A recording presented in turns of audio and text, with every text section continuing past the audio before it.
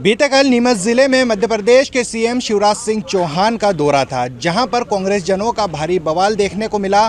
Police के द्वारा भी गिरफ्तारियां हुई, कई तरह के विरोध हुए हैं। सीएम शिवराज सिंह चौहान ने नीमच के लिए कई घोषणाएं की तो कई चीज़ों पर आश्वासन दिया गया, जिससे कांग्रेसी खासे नाराज दिखाई दिए हैं। आखिर जानते हैं कांग्रेस जनों से कि किस तरह के मुद्दों पर बात होनी चाहिए थी जो सीएम शिवराज सिंह चौहान उन मुद्दों से बचते रहे, और आखिर किस तरह की बात थी। हमारे साथ जो कांग्रेस के तमाम बड़े नेता यहाँ पर मौजूद है, और आप देख सकते हैं कि जो पूर्व विधायक है नंदकिशोर पटेल, आखिर उनकी इस बारे में क्या प्रतिक्रिया है और किस तरह की बात है। जी भाई साहब, MP44 में आपका स्वागत है। मध्य प्रदेश के सीएम शिवराज सिंह चौहान का कल दौरा था, तमाम मुद्दों पर बात करी है। 2270 करोड़ की सौगातों की बात कही गई है। आखिर इस आपको किस नज़रिए से देखते हैं? माननीय मुख्यमंत्री जी का कल दौरा यहाँ था। नीमच नगर की जनता बड़ी उम्मीदों से वो देख रही थी कि चुनावी वर्ष है और यहाँ के जनप्रतिनिधि बार बार भोपाल जाके उनसे मिल के आके फ़ोटो अखबारों में छपवा रहे हैं, तो निश्चित रूप से कुछ बड़ी घोषणाएं करेंगे।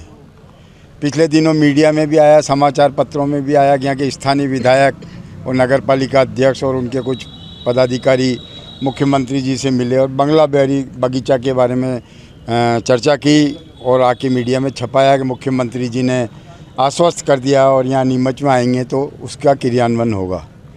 लेकिन हमने देखा उनने केवल एक लाइन बोली कि बंगला बगीचा के व्यवस्थापन में जो कमियां हैं उनका हम सरलीकरण करेंगे। लोग ये उम्मीद रहते थे कि वो एक ठोस प्रस्ताव के साथ आके यहाँ घोषणा करेंगे। ये बात वो पूर्व में भी इसी दशहरा मैदान में सभा हुई थी, वहाँ भी उनने कही थी कि एक बार हमारे आदमी प्रत्याशी को जिताओ, अगली बार मैं पूरी अधिकारियों की टीम लेके इस दशहरा मैदान में ही समस्या का निराकरण करूँगा। 2 बार इस तरह की घोषणाएं पूर्व मुख्यमंत्री भाजपा के कर चुके हैं और आज भी ढाक के 3 पात हैं। किसानों को उम्मीद थी कि पूरे क्षेत्र में ओलावृष्टि हुई है, बारिश से किसानों की फसलें नष्ट हुई है। किसान वो दिन देख रहे थे कि जब कमलनाथ जी भी ऐसी प्राकृतिक आपदा के समय आए थे और 100% मुआवजा पूरे ज़िले के किसानों को दे के गए थे, तो उनको उम्मीद थी कि शिवराज सिंह जी भी बार बार किसानों के हित की बात करते हैं, हमारे यहाँ मुआवजे की घोषणा करेंगे। वहाँ उनने केवल ये कहा कि 50% से ज़्यादा जहाँ नुकसान है वहाँ मुआवजा दिया जाएगा, तो उसमें उनने क्या नई बात कही। राजस्व संहिता में स्पष्ट प्रावधान है कि प्राकृतिक आपदा से 50% से अधिक फसल नष्ट होती है तो मुआवजा देना सरकार का दायित्व है। यहाँ उनका ये दायित्व था कि मंच से सभी अधिकारियों को निर्देशित करते कि मैंने खुद ने दौरे में अभी देखा है, किसानों की फसलें नष्ट हुई है, अधिकारी तत्काल सर्वे करके किसानों के हक में सर्वे करें और उनकी मुआवजा राशि 8 दिन में स्वीकृत करते, तो हम जानते कि उनने निश्चित रूप से किसानों का हित किया है। आज आपको इस मीडिया के माध्यम से कह रहा हूँ कि नीमच के क्षेत्र के किसानों को प्राकृतिक आपदा के मुआवजे के रूप में 0 रुपये भी मिलने वाले नहीं है। अगर 1 रुपया भी मंजूर होता तो भाजपा के लोग बढ़ चढ़कर मंच पे बोलते हैं और कल ही वो घोषणा कर जाते हैं। इस तरह की कई बातें थी जो अब कल एक युवा नीति उन्होंने मुख्यमंत्री ने घोषणा करी मध्य प्रदेश में। उसके माध्यम से सब जिलाधीशों को लेटर लिखा गया कि सभी संस्थाओं में, स्कूल में युवा नीति घोषणा हो रही है तो वहाँ बच्चों को एकत्रित करा जाए। 3-4 घंटे तक स्कूलों के बच्चों को वहाँ बिठाए रखा। भैया, युवा नीति आपने बनाई है, उसकी घोषणा आप कर रहे हो। आपके पार्टी में कई संगठन है, युवा मोर्चा है, बजरंग दल है और भी कई सांप्रदायिक दल हैं। उनके युवा जो बड़े झंडे ले लेके शहर में उन्माद मचाते हैं और सांप्रदायिक सद्भाव बिगाड़ते हैं, उनको युवाओं को कहते हैं कि आगे कुर्सियां भरे, स्कूल के बच्चों की आपको क्यों ज़रूरत पड़ गई। यह इस बात को सिद्ध करता है कि उनके मन में डर था हमारा पंडाल नहीं भरेगा, तो शासकीय मशीनरी का दुरुपयोग किया। ठीक है शिवराज सिंह जी, अभी आपने कर लिया। नवंबर-दिसंबर में आप जब यहाँ दौरा करने आओगे और आचार संहिता लगेगी, उस समय कौन आपकी कुर्सियों पर बैठेगा, ये देखने की बात है। ये थे हमारे साथ कांग्रेस नेता और पूर्व विधायक, जिन्होंने बड़े गंभीर आरोप भारतीय जनता पार्टी पर लगाया और स्कूली बच्चों से मंच को भरने, वहाँ की कुर्सियों को भरने, सभा को आकर्षक बनाने के लिए काम किया गया। हमारे साथ जो कांग्रेस नेता है और खासकर किसान नेता है, उनसे बात करेंगे, उमराव सिंह गुर्जर से। भाई साहब, बताइए किस तरह की, जिस तरह से एक बड़ा मुद्दा आपने ओलावृष्टि का नीमच में उठाया था और समय समय पर बात भी हुई थी, सर्वे की बात भी हुई थी, लेकिन अभी तक मुआवजा नहीं मिला और खासकर उम्मीद थी सीएम शिवराज सिंह चौहान से कि वो ओलावृष्टि को लेकर किसानों को राहत पहुंचाएंगे और खासकर बंगला बगीचा पर पहुंचाएंगे। इस मुद्दे पर आपका क्या कहना है? मुख्यमंत्री जी आए नीमच में तो सबको ये आशा थी कि कुछ न कुछ सौगात दे के जाएंगे, लेकिन फिर वो कि वही ढाक के तीन पात। पूर्व में उनने ये घोषणाएं की थी कि सरकार किसानों की आय को दुगना करने का काम कर रही है। लगभग 3 चुनाव से ये घोषणाएं हो रही है। 3 चुनाव से ये घोषणाएं हो रही है कि बंगला बगीचे की समस्या को हम हल कर देंगे। 3 चुनाव से ये घोषणाएं हो रही है कि अवैध कॉलोनी को हम वैध करेंगे, हम बाईपास भाटखेड़ा से डुंगलावदा को 4 लाइन बनाएंगे, हम ये जो है बघाना की ब्रिज बनाएंगे। लेकिन ये सिर्फ घोषणाएं हैं। अभी भी लोग इंतज़ार कर रहे हैं कि किसानों की आय दुगना करने का कहाँ काम किया है। खाद का कीमत दुगनी कर दी, दवाइयों की कीमत दुगनी कर दी, कृषि उपयोग जो होता है उन संसाधनों की दुगनी कर दी। किसान की आय दुगनी नहीं हुई है। लहसुन आयात करने के कारण लहसुन के भाव डाउन हो गए। गेहूँ 3000 से 2000 पर आ गए, 1000 रुपये डाउन हो गया। किसानों को लगातार नुकसान हुए जा रहा है और सरकार बड़े उद्योगपतियों को लाभ पहुंचा रही है। अडानी और अंबानी यहाँ की नीतियाँ बना रहे हैं और अर्थशास्त्रियों को घर पे बिठा दिया गया है।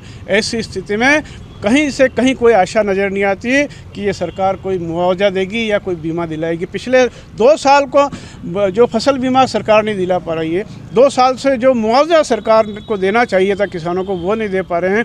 कमलनाथ जी ने बिना सर्वे के लोगों के खातों में मुआवजा डाल दिया था। तो ऐसी स्थिति में कहीं कोई सौगात मुख्यमंत्री जी के द्वारा किसानों के हित में या जनहित में कोई नहीं दी गई। गरीब लगातार गरीब होता जा रहा है, महंगाई लगातार बढ़ती जा रही है।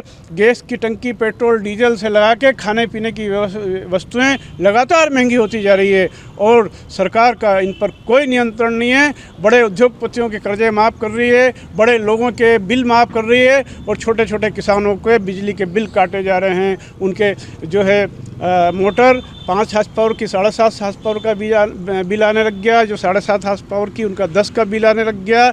बिना मांगे ही बड़े बड़े बिल दिए जा रहे हैं और जो बिल जमा नहीं करा पा रहे हैं गरीब किसान, उनके यहाँ से कहीं मोटरसाइकिल और कहीं जो है अलग अलग जो है जब्त करके ले जाए जा रहे हैं, कनेक्शन काटे जा रहे हैं। इतना अन्याय और अत्याचार सरकार किसानों के ऊपर कर रही है। तो सरकार सब कोई आशा नहीं है, ये इंतज़ार कर रहे हैं कि 6 महीने बाद चुनाव हो और सरकार को बदले। हमारे साथ जिला पंचायत सदस्य और कांग्रेस नेता तरुण भाईती है। इन्होंने अपनी गिरफ्तारी दी और तमाम मुद्दों को लेकर सीएम से मिलने की इच्छा भी जताई थी, लेकिन उससे पहले उन्हें गिरफ्तार कर लिया था। आखिर क्या मामला था और क्या मुद्दा था, उसको लेकर बात करेंगे। जी, आप जो नीमच के खासकर जो मुद्दे हैं उनको लेकर सीएम से मिलने की इच्छा जताई थी, आखिर क्या मामला था जो गिरफ्तारी देना पड़ी?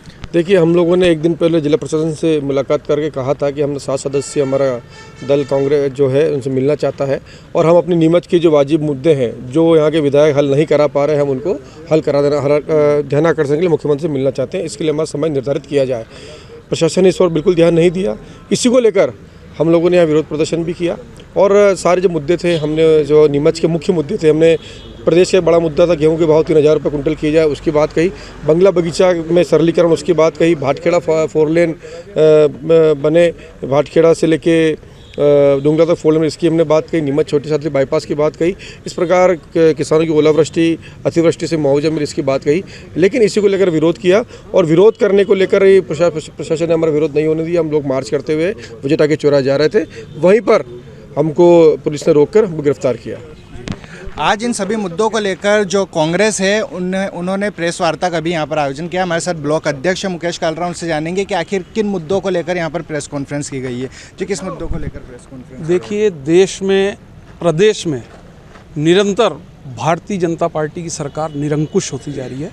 सत्ता के मद में आम जन की कोई सुनवाई नहीं हो पा रही है। आज बेरोजगारी, महंगाई, ओलावृष्टि से किसानों को राहत एवं विभिन्न मुद्दों को लेकर यहाँ प्रेस वार्ता की गई। कल मुख्यमंत्री जी नीमच आए, बड़े ज़ोर शोर से जनता के कर का पैसा उनके कार्यक्रम पे खर्च किया गया और जिस चीज़ की वो सौगात देने आए वो कमलनाथ जी ने 10 दिन के अंदर नीमच मेडिकल कॉलेज की सौगात हमारे नीमच नगर के, नीमच ज़िले के वासियों को दी थी। और आप उसमें देखें कि उन्होंने कल इसका शिलान्यास किया, जबकि नीमच ज़िले और चित्तौड़ ज़िले में एक साथ मेडिकल कॉलेज स्वीकृत हुए थे। चित्तौड़ मेडिकल कॉलेज की फर्स्ट ईयर की बैच अगले साल बाहर आ जाएगी और यहाँ का मेडिकल कॉलेज सिर्फ मुख्यमंत्री के शिलान्यास के इंतज़ार में अभी तक प्रारंभ नहीं हो पाया है। ये नीमच ज़िले की जनता के लिए एक तमाचा है। मंडी की बात करें तो 12 वर्ष पूर्व ये मंडी बनना प्रारंभ हुई थी। 4 वर्ष से ये मंडी बन के तैयार थी, पर मुख्यमंत्री चाहते थे कि इसका लाभ हमें विधानसभा के चुनाव के समय मिले और इसका लोकार्पण उन्होंने कल किया। कुल मिला के नीमच जिले की जनता को मूर्ख बनाया। हमारे साथ कांग्रेस के जो युवा नेता है भानु प्रताप सिंह राठौर, जो जनपद में प्रतिनिधि है, इसके साथ ही कांग्रेस युवाओं की राजनीति करते हैं। आप सीएम के दौरे को किस तरह से मानते हैं कि ये जो सीएम का दौरा था जनता के लिए राहत थी या किस तरह का? देखिए, सारा प्रदेश जानता है कि शिवराज सिंह जी घोषणावीर है। उन्होंने कल यही दर्शाया। वो आए और बस घोषणाएं करके चले गए हैं। ऐसी कुछ नीतियाँ बताई उन्होंने, योजनाएं बताई है जो कि लागू करने में भी उनको समय लगेगा और चुनाव में समय बचा नहीं है। 6 महीने बाद चुनाव है, आचार संहिता उससे पहले लग जाएगी, 2 महीने पहले ही। और बस ये लोगों को बेवकूफ़ बनाने के लिए, हर वर्ग को, महिलाओं के लिए उन्होंने कुछ ऐसी योजना बताई है, लेकिन उसका लाभ महिलाओं को मिलने वाला नहीं है, ना ही युवाओं को उसका लाभ मिलने वाला है।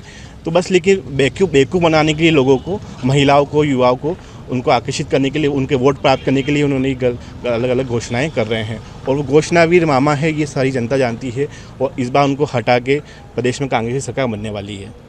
तो ये थे हमारे साथ कांग्रेस के नेता, जिन्होंने काफ़ी गंभीर आरोप सीएम शिवराज सिंह चौहान की सभा को लेकर और यहाँ के स्थानीय जनप्रतिनिधियों को लगाए हैं। उन्होंने कहा है कि तमाम जो दावे हैं साफ बोले पूरी तरह से ढकोसला है। इन वादों पर आज दिन तक काम नहीं हुआ है। खासकर बंगला बगीचा और ओलावृष्टि को लेकर जो कांग्रेस नेता उनके तीखे आरोप है। बंगला बगीचा पर कुछ खास हर बार की तरह सिर्फ आश्वासन ही है और इसके साथ ही ओलावृष्टि को लेकर अभी तक राहत नहीं पहुँचाई गई है। आप देखते रहिए MP44 न्यूज़।